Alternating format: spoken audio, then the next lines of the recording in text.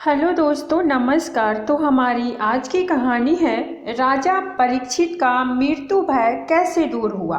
तो चलिए इस कहानी को हम शुरू करते हैं। राजा परीक्षित को श्रीमद् भागवत पुराण सुनाते हुए जब श्री सुखदेव जी को 6 दिन बीत गए और तक्षक यानी कि सर्प के डसने से मृत्यु होने का एक दिन शेष रह गया, तब भी राजा परीक्षित का शोक और मृत्यु का भय दूर नहीं हुआ। अपने मरने की घड़ी निकट आता देखकर राजा का मन क्षुब्ध हो रहा था। तब सुखदेव जी ने परीक्षित को एक लौकिक कथा सुनानी आरंभ की। राजन, बहुत समय पहले की बात है। एक राजा जंगल में शिकार खेलने गया।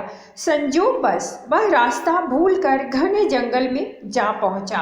उसे रास्ता ढूंढते ढूंढते रात्रि हो गई और वर्षा होने लगी। राजा बहुत डर गया और किसी प्रकार उस भयानक जंगल में रात्रि बिताने के लिए विश्राम का स्थान ढूंढने लगा। कुछ दूरी पर उसे एक दीपक जलता हुआ दिखाई दिया। वहां पहुंचकर उसने एक बहेलिये की झोपड़ी देखी। वह बहेलिया ज्यादा चल फिर नहीं सकता था, इसीलिए झोपड़ी में ही एक ओर उसने मलमूत्र त्यागने का स्थान बना रखा था। अपने खाने के लिए जानवरों का मांस उसने झोपड़ी की छत पर लटका रखा था। वह झोपड़ी बड़ी गंदी, छोटी, अंधेरी और दुर्गंध युक्त थी। उस झोपड़ी को देखकर पहले तो राजा ठिठका। दुर्गंध देखकर ही मन खराब हो गया, लेकिन उसने सिर छुपाने का कोई और आश्रय न देखकर उस बहेलिये से अपनी झोपड़ी में रात भर ठहरने के लिए प्रार्थना की। बहेलिये ने कहा कि आश्रय के लोभी राहगीर कभी कभी यहाँ आ भटकते हैं। मैं उन्हें ठहरा तो लेता हूँ, लेकिन दूसरे दिन जाते समय वे बहुत झंझट करते हैं। उन्हें इस झोपड़ी की गंध ऐसी भा जाती है कि फिर वे उसे छोड़ना ही नहीं चाहते और इसी में ही रहने की कोशिश करते हैं एवं अपना कब्जा जमाते हैं। ऐसे झंझट में मैं कई बार पड़ चुका हूँ, इसीलिए मैं अब किसी को भी यहाँ ठहरने नहीं देता। मैं आपको भी इसमें नहीं ठहरने दूंगा। राजा ने प्रतिज्ञा की कि वह सुबह होते ही इस झोपड़ी को अवश्य खाली कर देगा।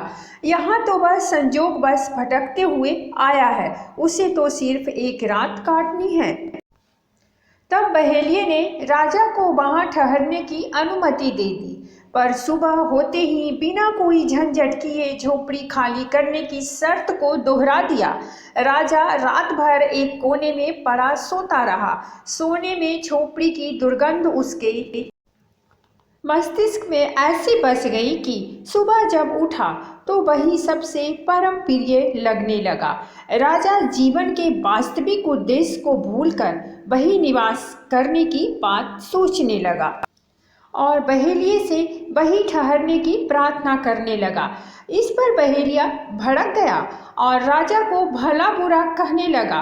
राजा को अब वह जगह छोड़ना झंझट लगने लगा और दोनों के बीच उस स्थान को लेकर बड़ा विवाद खड़ा हो गया। कथा सुनाकर सुखदेव जी महाराज ने परीक्षित से पूछा, परीक्षित बताओ, उस राजा का उस स्थान पर सदा के लिए रहने के लिए झंझट करना उचित था?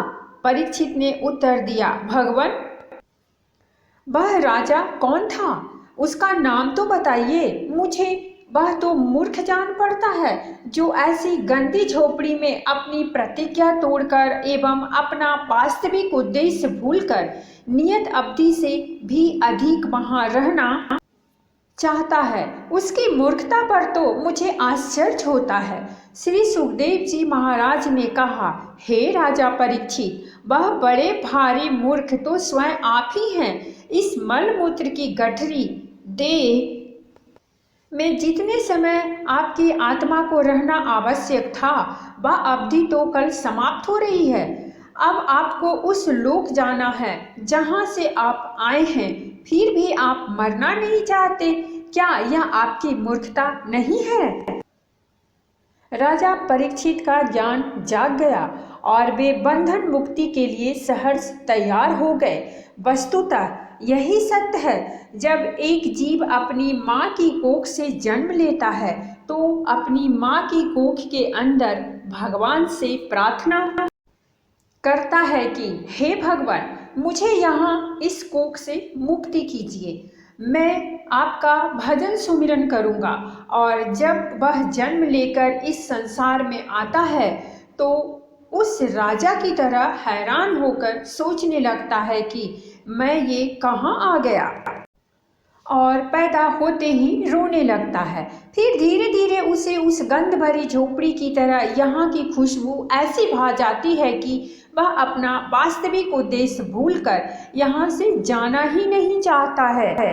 तो दोस्तों, ये थी हमारी आज की कहानी। अगर कहानी अच्छी लगी हो तो प्लीज़ हमारे चैनल को सब्सक्राइब कीजिए, वीडियो को लाइक और शेयर जरूर कीजिए। कहानी सुनने के लिए बहुत बहुत धन्यवाद। मिलते हैं हम एक नई कहानी के साथ।